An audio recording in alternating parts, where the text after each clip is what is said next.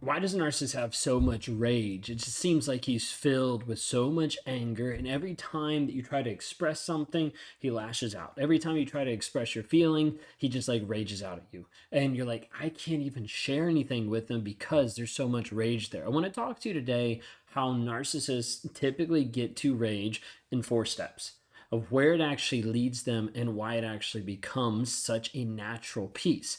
Now, it's not that narcissists are only filled with rage. That's the thought, that's the idea. I get it. But narcissists have a lot of other feelings too: anger, sadness, happiness, frustration, irritation, depression. Like there's all different feelings and emotions built in there. I'm not just saying that narcissists only have anger, only have rage. But the thing I need you to understand is typically narcissists don't know how to be able to actually show emotions, how to be able to show feelings. A lot of times guys in general struggle with how to be able to actually share feelings, how to actually be able to show up in an emotional way. And as a result, it's easier just to get frustrated. It's easier just to have anger. Sometimes anger has so many different things underneath it. Like there's this piece of like fear, this piece of like being ashamed. There's so many different pieces that are underneath it. Oftentimes anger is not the actual problem, the actual thing, but it's a cause and it's an effect of what's actually going on underneath. So you need to understand in this aspect of anger, when a narcissist is coming out and they're looking so much rage, typically there's a couple of things that are happening. First, a narcissist typically had a moment that had some level of exposure. You asked him if he was cheating, or you tried to express your feelings and it made him feel a certain way. And typically there's this first layer of like guilt. Now, the guilt is super fast for a narcissist, and it's typically this piece of like, oh, I did something bad. Maybe I messed up, maybe I cheated, like whatever it might be. It's like the narcissist is like, okay, logically something happened that was not supposed to happen, that I was not supposed to do, right? So I did something bad. Then that piece goes quickly into number 2, which is shame. I am bad. Okay, so the thing that I did, that now defines me. Because typically narcissists are only looking at their image as being defined by what other people think about them. So what do they need to put up there? How do they need to act? What do they need to look like? All those different pieces. And so you need to understand a lot of times a narcissist is like, oh, that defines me. So therefore now I am the bad person. Okay. That goes directly against the whole premise of the mask being like, I'm a good person. Now it's like, wait a second. Now I'm not a good person. Now I'm actually a bad person. What do I do with that? So when a narcissist has this happen, typically the easiest thing is to not admit it, right? To lie. And typically in a relationship, if there's 2 people in the relationship, it's like, hey, if I can't be the one that's wrong, if I can't be the one that's bad, then it has to be you. Like it has to go to someone else. So this is where you get projecting. This is where you get blame shifting. But the whole aspect is the number 3 point is like, hey, blame. Putting the blame on you, making you feel bad. Now, what you're going to see a lot of times is the narcissist will switch around and he'll say, hey, it's your fault. And you're like, it's not my fault. Like that was your decision. And then he's like, okay, well, actually it's our fault. Like we just have communication issues. And you're going to see a switch. Now, with that switch happens, you think, okay, I can accept part of the blame.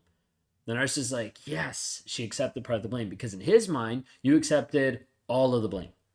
You're like, I only accepted like 5%. Nope. In his mind, you accepted all the blame. So he's out of it. Now, the problem is, even though he wants to think that, even though he wants to believe that, it doesn't actually change his current reality that he made the decision, he did the thing that was bad, therefore he is bad, therefore he has got to blame it on someone else, and typically then it results in rage. Because either you accepted the blame or you rejected the blame and he knows that it's still his fault. So when this all comes full circle, it's like, now I have these emotions. I can't get rid of them because this person won't take them. Or I know if they take them, it's still my fault. Then I get to a place of rage.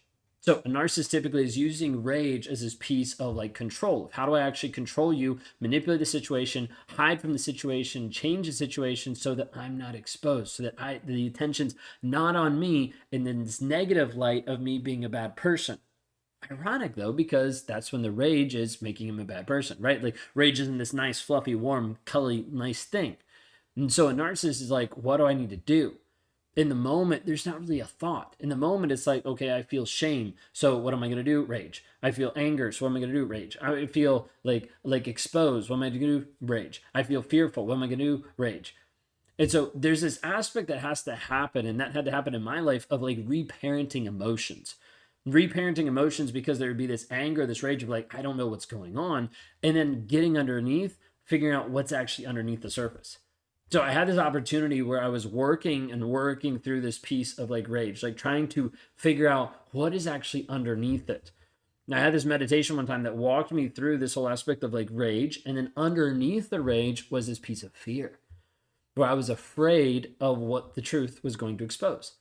And so the rage was this piece of like, let me rage out, let me get upset, let me get mad to avoid people looking at the truth. Because if the truth is down here and the rage is up here, you're only going to see the rage. You're only going to see the big stuff.